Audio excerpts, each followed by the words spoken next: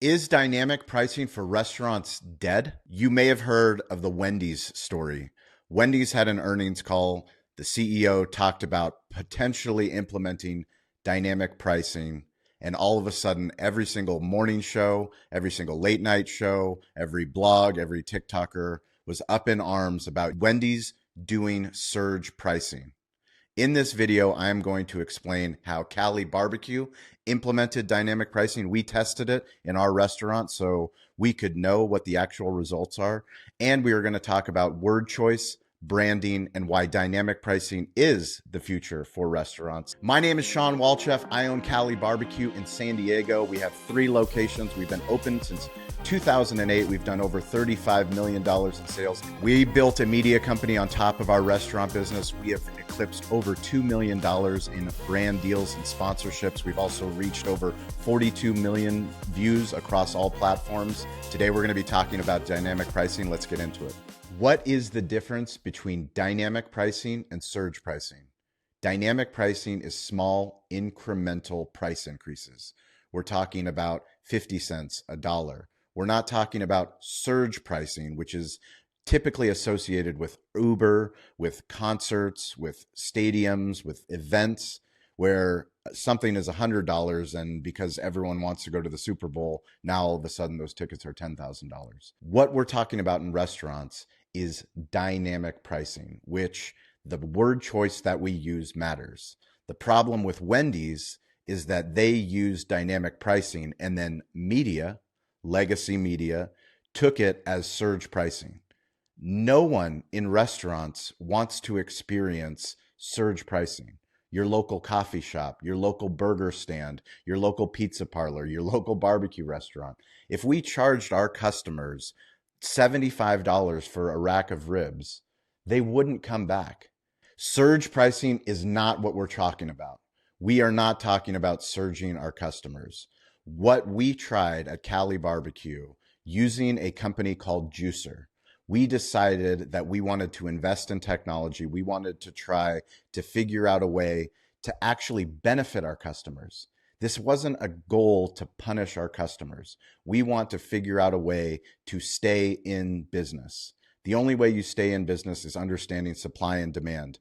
Every restaurant has been doing dynamic pricing since the beginning of happy hour, the beginning of early birds.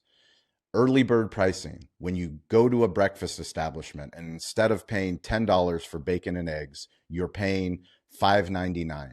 The reason that they do that is because at 6 a.m. they don't have many customers and most customers come at 7 a.m. So they're actually decreasing the price of their menu to get more people to spend money in the restaurant. What we're talking about is how do we leverage technology?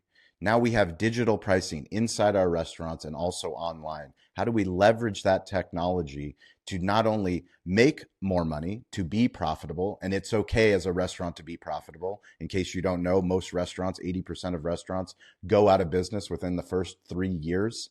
We are fortunate to still be in business because we're willing to take risks and we're willing to try things. We are trying to grow this YouTube channel. Please subscribe. Please write something in the comments. Let us know if you have a YouTube page. We want to follow you as well.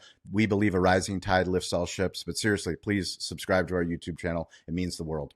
So the company Juicer, they came and they asked us if we were willing to test out the platform for third-party delivery, Uber Eats and DoorDash. Those are the 2 platforms for online delivery for our barbecue restaurant. And Cali BBQ tested with 2 menu items, our pulled pork sandwich and our rib combo plate. We increased the price. Maximum increase was $3. Minimum decrease was $3. So there was a spread. And the results in 1 year was incremental revenue across our channels for $1,200. So nothing significant. Nothing that customers complained about, but it helped our business, and our small business needed that revenue. But more importantly, we needed the information to realize that what we're talking about isn't surge pricing. It's talking about dynamic pricing, a way to increase revenue for your brand. We actually were featured in the Wall Street Journal. The Wall Street Journal reached out after the Wendy's story and asked us how we were doing dynamic pricing at Cali BBQ. And do you know what happened?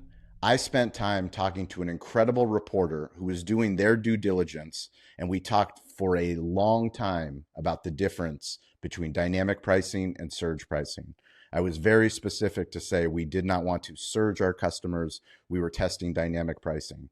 Yet once the article came out in the Wall Street Journal, it says restaurants experiment with surge pricing. Why do they do that? They do that because they can sell more newspapers, they can get more clicks, it gets people angry. Because of that article, I was on Nation's Restaurant News, we were on a YouTube channel, we were on Australian radio. Lots of people were angry with Cali BBQ online. And this is the fear.